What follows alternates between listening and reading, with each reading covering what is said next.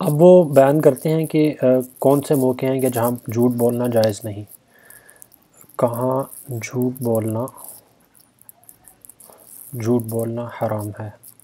تو اس کے اندر وہ تمام چیزیں آ جائیں گی جو ہم نے پہلے پڑھی ان کے علاوہ، یعنی پس سے جو بھی ہم نے پچھلی ویڈیو کے اندر چیزیں دیکھیں وہاں پہ جھوٹ بولنا جائز تھا، اس کے علاوہ جتنی بھی جگہ ہیں وہاں پہ جھوٹ بولنا حرام ہے۔ اس میں پھر خاص طور پہ ایک چیز بیان کرتے ہیں جس کی وجہ سے لوگ اکثر جھوٹ بول رہے ہوتے ہیں، وہ ہوتی ہے کہ پیسے یا عزت وغیرہ کے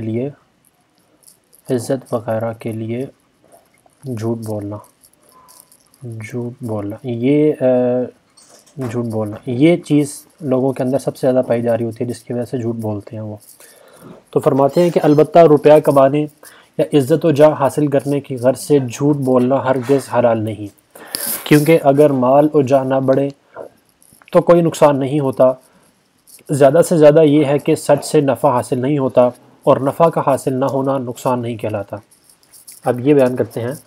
یعنی تھوڑی سی مشکل عبارت ہے کہ اگر مال و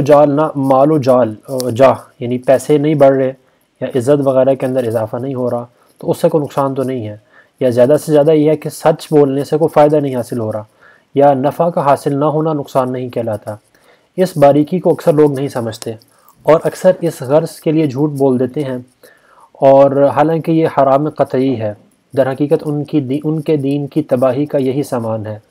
کیونکہ ضرورت اور بے ضرورت میں تمیز نہیں کرتے۔ افسوس کی بات ہے کہ جاہلوں نے خیالی اور فرضی ضرورتوں کو بھی ضرورت سمجھ لیا، حالانکہ شرعی اور واقعی ضرورتیں جس کا نام ہے وہ ہم اوپر بیان کر چکے،